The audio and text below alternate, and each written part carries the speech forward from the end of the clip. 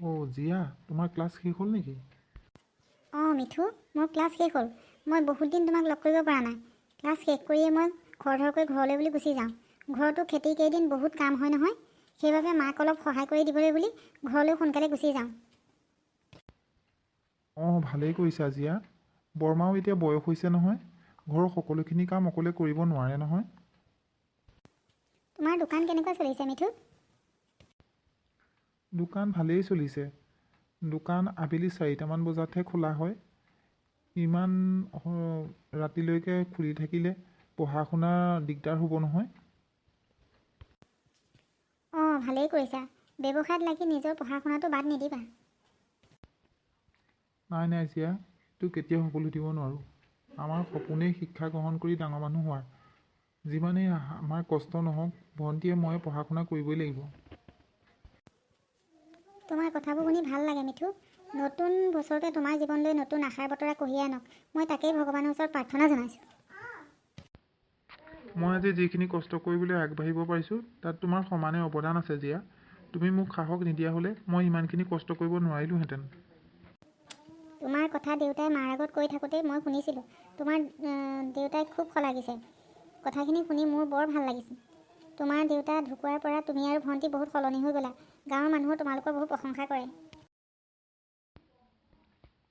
হ'ব দিয়া জিয়া, মই সদায় চেষ্টা কৰিম তুমি যাতে মানুহৰ মুখত মোৰ প্ৰশংসা শুনা। তাৰ অবিহনে মোৰনো তোমাক দিবলৈ একোৱেই নাই।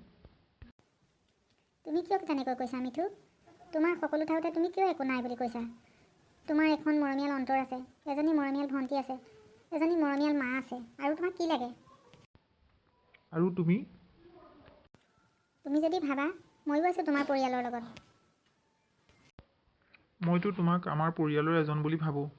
মই মোৰ সকলো কথা তোমাৰ লগত আলোচনা কৰোঁ। যদিনো তুমি মই ইজনে সিজনক ইমান সময় দিব নোৱাৰোঁ, তথাপি আমাৰ ইজনে সিজনৰ ওপৰত বিশ্বাস আছে। হয় জিয়া, সদায় যাতে আমাৰ এই ভালপোৱা এনেদৰেই থাকে, মই সদায় ভগৱানৰ ওচৰত তাকে প্ৰাৰ্থনা কৰোঁ।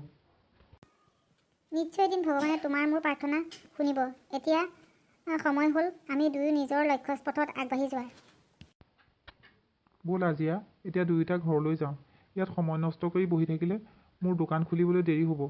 আজি ভণ্টিৰো ক্লাছ দেৰিলৈকৈ হ'ব। তাইলৈ ৰৈ নাথাকোঁ আৰু। হ'ব তেনেহ'লে ব'লা যাওঁ, মোৰো ঘৰত বহুতখিনি কাম আছে।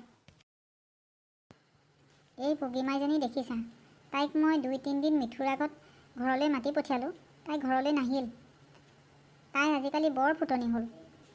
তাইৰ লগতে দুখৰ সুখৰ কথা এষাৰ পাতোঁ, তাইও আজিকালি আহিবলৈ এৰিলে। জানো তাই মোক কিহত বেয়া পালে। কদমী, তই অকলে অকলে কি ভোৰ ভৰাই আছ? মইতো কিমান বাৰাণ্ডাৰ পৰা চিঞৰি আছোঁ। মই অকলে অকলে তোকে গালি পাৰি আছিলোঁ। আজিকালি বোলো বগীমাই বৰ বাহাদুৰি হ'ল। তাইক মই ইমান মিঠুৰ আগত মাতি পঠিয়ালোঁ, তাই নাহিল আৰু। মোক মিঠুৱে কৈছিলোঁ, মইহে আহিব পৰা নাই। বিহু পালেহিয়ে নহয়, মই এইকেইদিন জলপান খুন্দাত লাগিছোঁ। সান্দহ আৰু চিৰা কালি খুন্দি হ'ল। এতিয়া আৰু পিঠা, তিলৰ লাৰু, নাৰিকলৰ লাৰু কেইটা বনালেই হ'ল। তইনো ঘৰত এইবাৰ চিৰা পিঠা একো ভাজিব নোৱাৰা নহয়। মই তোলৈকো সকলোখিনি বনাইছোঁ। উৰুকাৰ দিনা দি থৈ যামহি, নহ'লে ল'ৰা ছোৱালীকেইটাই কি খাব?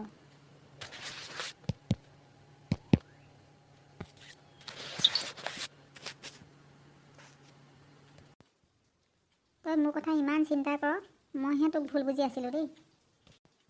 ইহঁত দুটা কলেজলৈ গ'লনে বাৰু? অঁ, ৰাতিপুৱাই দুয়োটা কলেজলৈ বুলি ওলাই গ'ল। 3টা বজাত আহি আকৌ 4টামান বজাৰ পৰা দুয়োটাই দোকান খুলিব।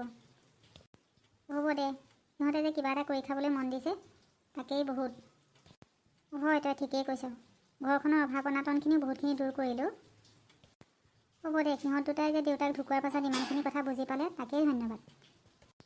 ময়ো ভগৱানৰ ওচৰত তাকে প্ৰাৰ্থনা কৰোঁ, যাতে সদায় দুয়োটাকে ভগৱানে ভালে কুশলে ৰাখে।